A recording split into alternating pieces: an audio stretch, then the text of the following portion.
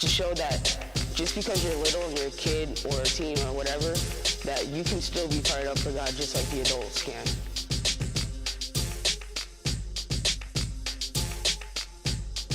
When you're united for Christ, you're always ready to share the word with other people.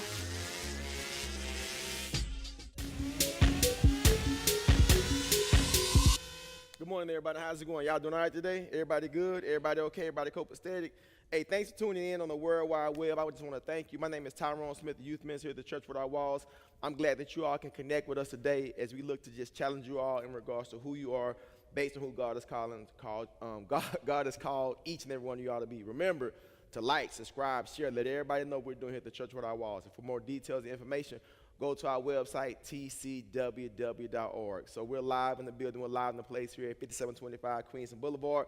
We have youth in the building. Youth, can you please clap? Can we get a little hand clap? Can we just be grateful and thankful for every healthy breath and moment in time that we're actually here? I'm actually grateful and thankful for today as we're going to kick off our Faith Works Ahead series. This is the series that is actually designed to challenge you like any other series in regards to how you use your faith based on the trials and the temptations and the things that we all deal with and go through and experience.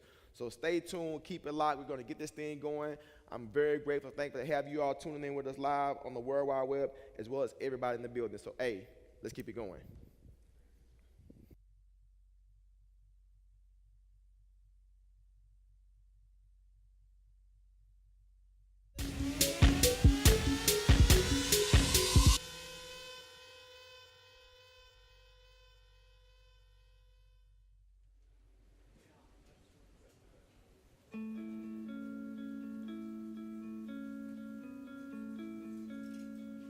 This is Nate. Nate became a Christ follower 2 weeks ago and is still a bit giddy about it, though he's trying not to do cartwheels in public. Nate became a believer partly because of Kim. Yet oddly enough, Kim and Nate have never met. How is this possible? Well, let's take a look. Kim loved Jesus from an early age, and in college she had a huge impact on her friends.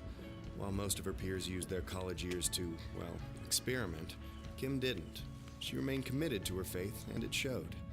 It especially showed to Lisa, her roommate, who confessed to Kim that she wanted whatever it was that made Kim so strong. Kim shared her faith with Lisa, and Lisa believed. Years later, at Lisa's first real job, she met Thomas. Thomas was hit by a drunk driver when he was 13 and still carried a lot of anger and bitterness. Thomas and Lisa became friends, and it wasn't long before he started going to church with Lisa and her husband. After a lot of studying and searching, Thomas gave his life to Christ. Fast forward a few years. Thomas became a public speaker and was often asked to speak at large events. See, when he became a believer, Thomas developed a new perspective on life. He stopped resenting what had been taken from him and started being thankful for the second chance he had been given. On one particular day, Thomas shared about overcoming hardship and what it means to choose joy. He was so passionate that a number of people were inspired to share a link to his video. The video of Thomas inspired James, too. And if anyone needed inspiration, it was him.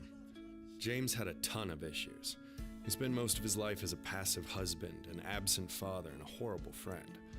That said, no one disliked him more than he disliked himself. But everything changed the night he happened to watch Thomas online.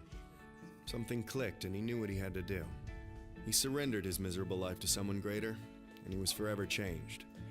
James fought hard to make up for the lost years with his family, and he also began working with young men who were in danger of throwing their lives away. One of those men was Nate. Nate didn't really know his own dad, and he had no real direction in life, ultimately bouncing from one bad decision to another. Because of that, he often found himself in trouble with the law. No one had ever showed him what it looked like to be a real man. That is, until he met James. James became the first father figure Nate ever had. He learned about honesty, self-control, humility, and integrity, and where those traits come from. 2 months later, Nate publicly declared his belief in Christ, and of course, James was there. Now you can see the connection. Nate was impacted by James, who was influenced by Thomas. Thomas on Uncommon Joy in Lisa, who learned of Jesus from Kim. Kim's relationship with God eventually led to Nate's. Funny how these two people have never met and never will.